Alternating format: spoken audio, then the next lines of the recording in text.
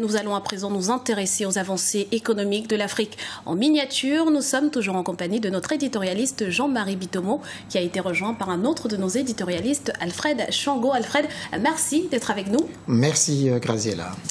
L'économie du Cameroun est la plus diversifiée de la région d'Afrique centrale, un avantage dû à une diversification des activités, notamment dans les secteurs forestiers, agricoles, des hydrocarbures, de l'industrie, de la transformation du bois. Cependant, il reste au gouvernement camerounais à relever beaucoup de défis pour soutenir la croissance économique. Aminata Diak. L'économie camerounaise est la plus diversifiée d'Afrique centrale et sa croissance reste soutenue malgré un léger ralentissement lié à la reprise inégale de l'économie mondiale. Après une performance de 5,8% enregistrée en 2014, le gouvernement table sur 6,3% de croissance en 2015, porté par le programme d'investissement public, le dynamisme du secteur des services et la hausse de la production pétrolière. Les autorités ont également mis en œuvre une politique ambitieuse de développement des infrastructures qui devrait permettre de renforcer les exportations non pétrolières et le potentiel de croissance du pays. Le secteur de l'agriculture, quant à lui, est considéré comme l'un des piliers de l'économie du pays. Il devrait voir son activité s'améliorer grâce à plusieurs projets et actions d'encadrement des agriculteurs. L'agriculture de deuxième génération, c'est l'élément force. C'est-à-dire qu'on va sortir l'agriculture avec des produits vendus bord-champ à l'agriculture qui va produire, transformer, stocker, commercialiser. C'est-à-dire aller du champ à la fourchette pour que, évidemment, on puisse mettre plus de valeur dans les produits qui sont créés au Cameroun aujourd'hui. Les défis sur le plan économique restent toutefois nombreux, notamment en ce qui concerne la non-viabilisation des terres disponibles, principal frein à l'épanouissement du secteur agricole. Il y a encore des terres pour travailler, mais le gros problème que nous avons par rapport à ces terres, c'est que ces terres ne sont pas souvent viabilisées. Parce que tu peux dire tout de suite que tu veux trouver du terrain, tu vas en trouver ici partout, mais tu vas trouver des arbres, tu vas trouver. Avant de faire l'agriculture sur ces terres, il faut viabiliser cet espace. Autre secteur, autre challenge, celui de l'emploi avec un taux de chômage de 13,1% chez les jeunes de moins de 30 ans, selon le Bureau international du travail, une situation qui s'explique par plusieurs facteurs. Cette situation est due à quoi? Elle est due à une économie. Notre économie ne crée pas suffisamment de richesse. Voilà la raison principale. Les autres raisons sont pour moi secondaires. Si notre pays créait suffisamment de richesse, exploitait tout ce qu'il a comme potentialité, n'est-ce pas ? Je suis sûr que nous serions importateurs de main-d'œuvre. Le Cameroun veut atteindre le statut de pays émergent en 2035.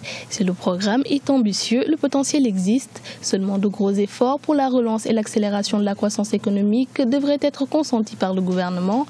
Les défis restent encore multiples, notamment résorber le chômage, redresser la balance commerciale du pays, réduire les importations de biens d'équipement et des produits céréaliers ou encore rééquilibrer une situation budgétaire de plus en plus fragile. À cela s'ajoute un niveau d'emprunt intérieur et extérieur en forte augmentation, souvent octroyé à des conditions peu avantageuses. Marie, comment se porte l'économie camerounaise actuellement? L'économie camerounaise, bon, ça c'est une situation qui est assez complexe. L'économie camerounaise, globalement, elle se porte bien. Mais par rapport aux années antérieures, bon, on sait très bien que les taux de croissance ont été révisés à la baisse pratiquement sur toute la zone CEMAC et spécifiquement, si vous voulez, au Cameroun, puisque le Cameroun est la première économie, si vous voulez, de la zone. Donc, les perspectives économiques sont relativement intéressantes, mais vu l'environnement global économique international, ça a touché pratiquement tous les pays pétroliers à cause de la chute du prix du pétrole, qui a fait en sorte que les recettes externes qui pouvaient aider, comment dirais-je, de manière autonome le financement de l'économie camerounaise, c'est-à-dire dans tous les secteurs, que ce soit le secteur agricole, le secteur éducatif, le secteur, comment dirais-je, hospitalier, tout ce qui est santé. Dès l'instant que vous avez les recettes de l'État qui baissent, quelque part, si vous voulez, ça amoindrit les capacités de l'État à pouvoir réaliser un certain nombre de projets. Donc, à partir de là, si on prend ça globalement, vous avez énormément de travaux qui ont été lancés sur le Cameroun et ce sont des travaux structurels surtout. Et c'est là où c'est intéressant. Vous avez des barrages qui sont construits. postulons à l'émergence, si vous voulez, en 2035. La première des choses, c'est quoi? C'est de mettre en place des stratégies énergétiques qui nous permettent d'avoir, comment dirais-je, de l'énergie pour pouvoir faire de la transformation industrielle. On va en revenir, Jean-Marie, mais avant, Alfred, le Cameroun table sur une croissance de 6,3% en 2015. Cette ambition vous paraît-elle réalisable? Graziella, c'est tout à fait réalisable, dans la mesure où effectivement, que ce soit dans la zone CEMAC ou en Afrique en général, la croissance est quand même soutenue malgré la crise du pétrole qui a eu lieu tout récemment, mais on est en train de remonter et qui a contraint beaucoup d'économies, en particulier l'économie camerounaise, justement, à revoir à la baisse les prévisions budgétaires. Alors effectivement, il y a un certain nombre de secteurs qui sont porteurs, le secteur des services, le secteur agricole avec la révision notamment dans l'industrie caféière ou cacaoyère, qui sont des secteurs plus ou moins importants de l'économie camerounaise. Mais je pense que le plus gros potentiel qui pourrait permettre effectivement au Cameroun de tenir cet objectif des 6,3, c'est le facteur humain. Et on sait que le facteur humain est très important. Alors, on a parlé justement de ce défaut de l'emploi de la jeunesse. Or, la jeunesse, c'est l'avenir. Et au niveau de la formation de l'école, le Cameroun fait des efforts considérables. Et puis, dès le moment où on table sur le développement de l'agriculture, je crois qu'on place le curseur au bon endroit pour permettre justement de soutenir cette croissance-là.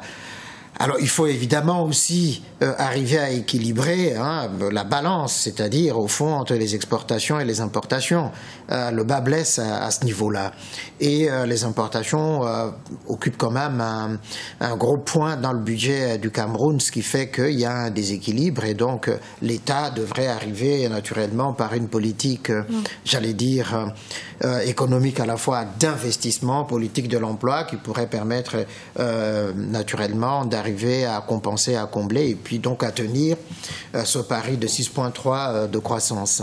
Jean-Marie, il faut aussi dire que cette perspective de 6,3% de croissance sous-tend le budget 2015 du Cameroun qui a quand même augmenté de 13% cette année.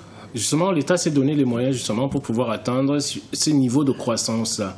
On dirait que, bon, vous avez posé la question tout à l'heure à Alfred Graziella, de savoir est-ce que c'est atteignable. C'est tout à fait atteignable, sous une condition, c'est que l'environnement économique international ne se détériore pas. Si on reste dans les mêmes conditions, c'est-à-dire les prévisions de croissance partent d'un état donné des choses. Si cet état des choses-là ne se dégrade pas au niveau du Cameroun, nous sommes tout à fait capables de pouvoir atteindre ce niveau de croissance. Tout simplement pourquoi? Parce que vous avez des gisements qui permettent de l'atteindre cette croissance, que ce soit au niveau de la transformation interne de nos produits, des matières premières et tout ce qui s'ensuit. Le Cameroun est en train de se lancer là-dessus. On avait déjà commencé, bon, j'espère bien que ce sera accéléré dans le temps, la transformation de notre cacao sur place pour pouvoir fabriquer du chocolat.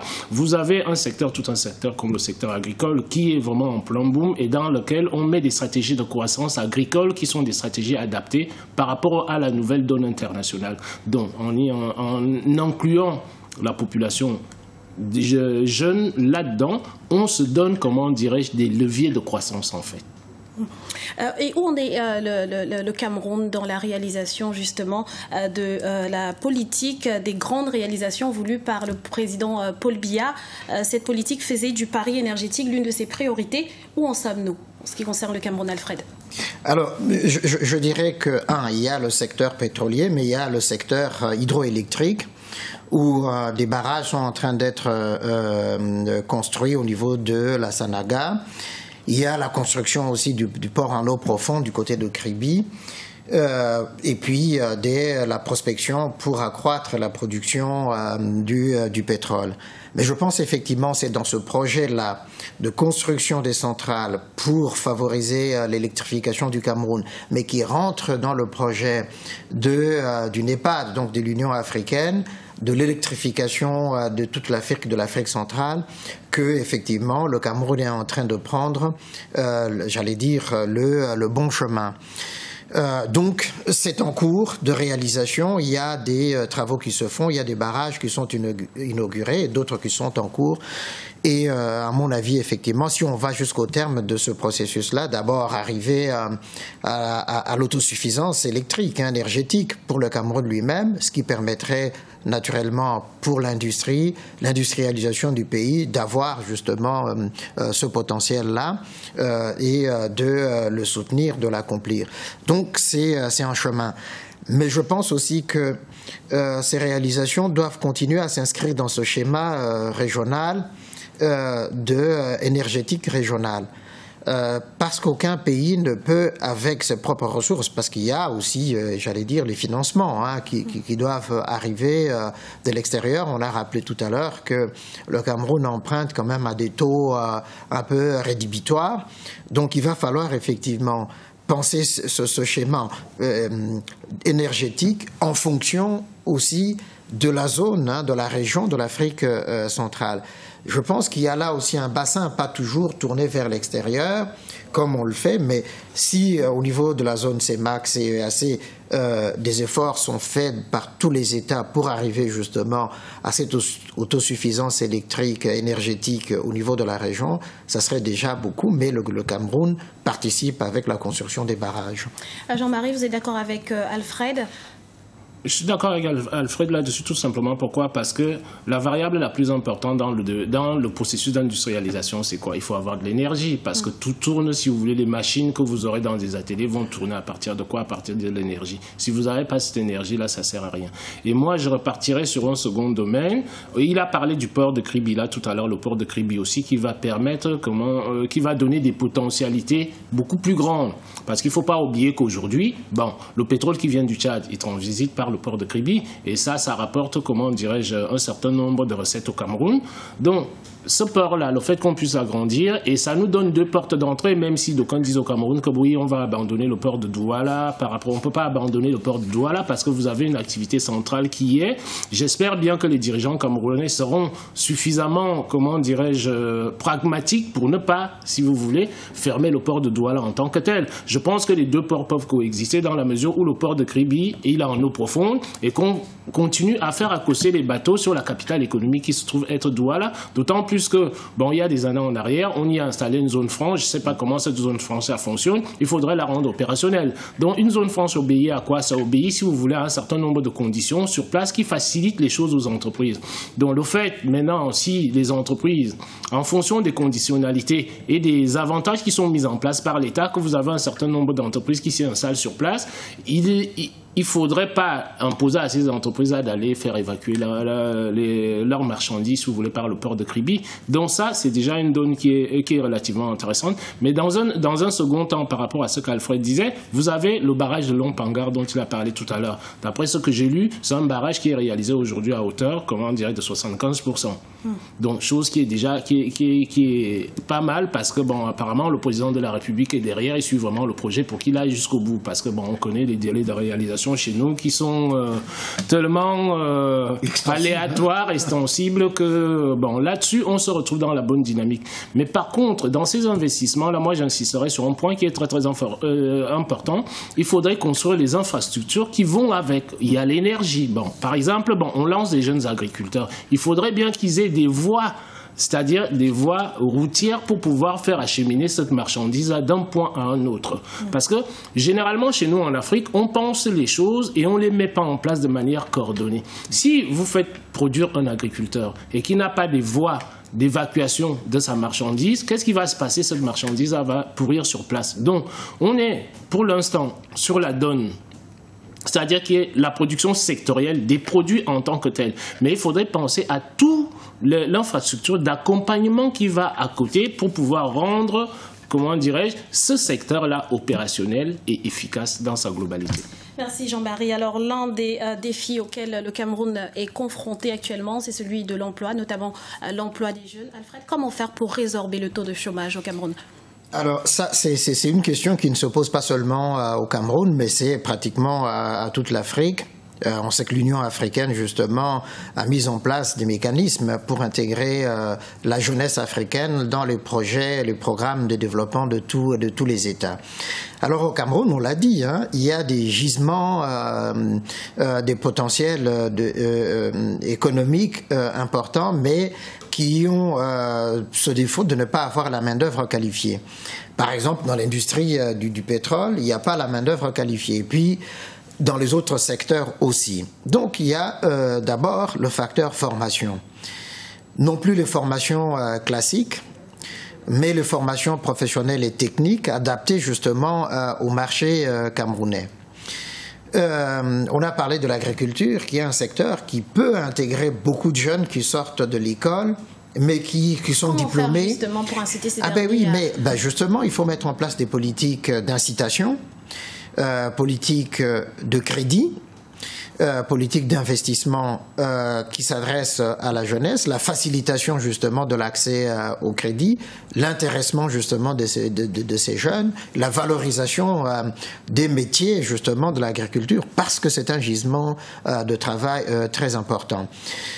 Et donc, tout à l'heure, Jean-Marie a parlé justement des voies d'évacuation. Vous ne pouvez pas former des jeunes agriculteurs aux techniques les plus avancées, hein, modernes, si vous ne mettez pas à côté justement des moyens qui permettent que si moi je m'installe dans l'arrière-pays comme agriculteur, que je puisse avoir accès à l'électricité, à l'eau chez moi, que je puisse avoir accès à l'Internet, et puis que je puisse être en tout cas à même d'évacuer les produits pour les vendre sur les lieux de consommation et pouvoir vivre justement de mes revenus. Je pense que ce sont des politiques d'incitation comme ça qui peuvent permettre que la jeunesse retrouve ce chemin du travail de la terre, puisque nous ne sommes plus à l'époque de nos grands-parents qui travaillaient à la houe. Il y a des machines-outils aujourd'hui qui nécessitent effectivement des investissements et puis l'accès au crédit est très très très important avec des taux de crédit et puis de remboursement qui soient étalés dans le temps pour ne pas étrangler les jeunes qui commenceraient justement à s'élancer dans ce secteur-là. Et puis dernier point, il y a le secteur le plus porteur, c'est celui le secteur tertiaire, hein, de nouvelles technologies, de l'information, de la communication. Et là, c'est un bassin effectivement où on peut créer d'énormes emplois. Mais là encore, c'est l'incitation politique qu'il faut, la volonté politique. Alors, outre justement l'accès au crédit, l'adaptation de la formation aux besoins du marché, il faut peut-être aussi miser davantage sur le secteur privé, Jean-Marie ? Oui, le secteur privé est essentiel, si vous voulez, puisque c'est le secteur privé qui convient à dynamiser le système. Comme je le dis souvent, l'État a un rôle, si vous voulez, d'architecte en tant que tel. C'est comme ça que moi je le conçois. Les acteurs économiques qui arrivent par la suite, si vous voulez, doivent trouver cette infrastructure-là pour rendre le développement plausible, opérationnel et crédible. Donc, dès cet instant-là, le privé est nécessaire. C'est-à-dire, dans mes discours, ici, là, chaque fois que nous parlons, je ne dis pas qu'il ne faut pas du privé. Mais il faut étudier ce que c'est que les phases de développement d'une économie. Les phases de développement d'une économie, au démarrage, toutes les économies du monde se sont développées avec, comment dirais, une omniprésence de l'État qui fixe le schéma directeur. Absolument. Et dans les économies africaines, il y a une thèse avec laquelle je ne suis pas du tout d'accord, qu'on nous demande des grandes organisations internationales, que ce soit le FMI, que ce soit la Banque mondiale, on nous demande de tout privatiser. Ce n'est pas possible, tout simplement. Pourquoi? Parce que l'initiative privée est bien à un certain moment. Il faut respecter les étapes de la croissance économique. Si vous donnez aujourd'hui, donnez-moi, comment dirais-je, quel est l'acteur économique que vous allez trouver qui va venir dans le privé uniquement venir construire des hôpitaux ou des écoles au Cameroun de manière à effectuer la péréquation territoriale dont on parlait tout à l'heure avec nos équilibres régionaux. Il n'y en a pas. Parce que le privé, il va vers la ville, le secteur, la région qui lui procure la rentabilité immédiate la plus élevée et sur le court terme. Alors que l'État doit fixer le schéma directeur de développement harmonieux et équilibré de toute l'économie. Donc à partir de là, la formation devient un socle qui est très très important, qu'on puisse former les individus et que le rôle de l'État, je n'ai rien contre l'initiative privée. L'initiative privée, moi-même je suis entrepreneur dans le privé, donc l'initiative privée, elle est bien, elle est belle, mais il faut que on se situe dans les étapes de la croissance de nos économies, qui sont les étapes suivantes, c'est que nous sommes des économies qui voulons nous développer. Donc si on saute des étapes, on ratera, si vous voulez, notre démarrage en tant que tel.